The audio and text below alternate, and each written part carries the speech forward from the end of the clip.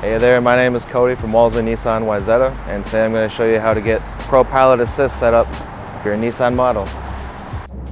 Now that we're on the highway, I'm going to get us set up with ProPilot Assist, starting with the ProPilot blue button, which you'll see does change the screen in front of us for the ProPilot Assist. I'm going to hit set, you'll hear the beep, and you'll see that you're going to have green lines on the side for steering assist. And you do have those 3 bars which you can actually adjust using your adaptive cruise control distance marker. So this allows you to be 3 car lengths, 2 car lengths, or 1 car length from the vehicle right in front of you. You'll notice how it shows a vehicle on the screen in front of me, showing that it is reading a vehicle using the millimeter radar in front. And you'll notice that if you do take your hands off as it goes to the side, it will bring you back in.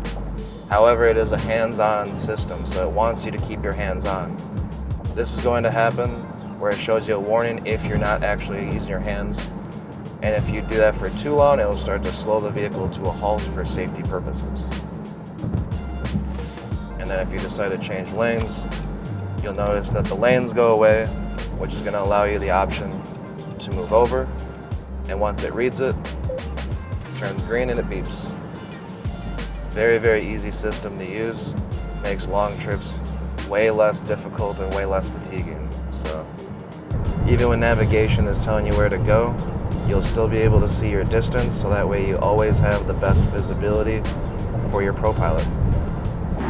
Thank you for watching our video on ProPilot Assist. Feel free to call us or visit us online at walsernissanwayzata.com for any additional questions.